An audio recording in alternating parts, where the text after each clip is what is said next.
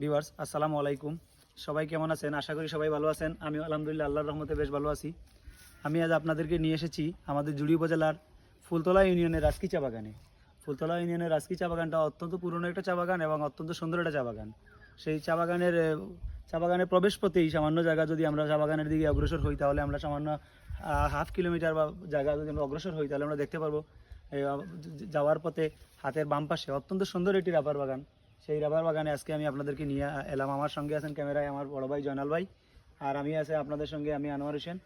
আপনারা দেখতে পাচ্ছেন যে অত্যন্ত সুন্দর একটা রাবার বাগান। আমরা অনেক সময় রাবার বাগান দেখার জন্য শ্রীমঙ্গল যাই বা কমলগঞ্জ উপজেলার বিভিন্ন জায়গায় যেখানে রাবার বাগানের প্রকল্প আছে আমরা সেখানে যাই।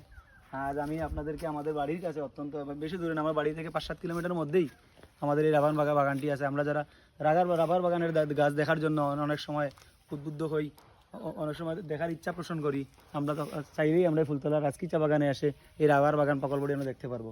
আপনারা আরও জানলে অবাক হবেন বা খুশি হবেন যে আমাদের সিলেটের বাইরে যারা আছেন বিশেষ করে তারা সবসময় সচরাচর রাবার বাগান দেখেন না।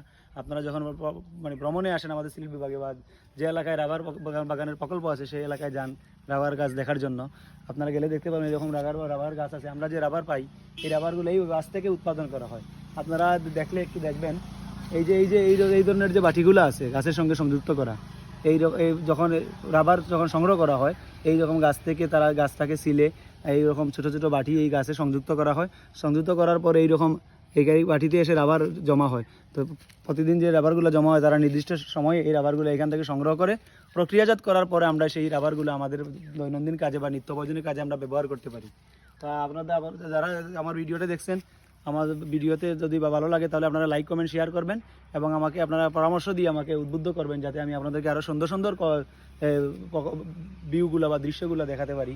আজকে এই পর্যন্তই, সবাই ভালো থাকবেন। আল্লাহ হাফেজ, আসসালামু আলাইকুম।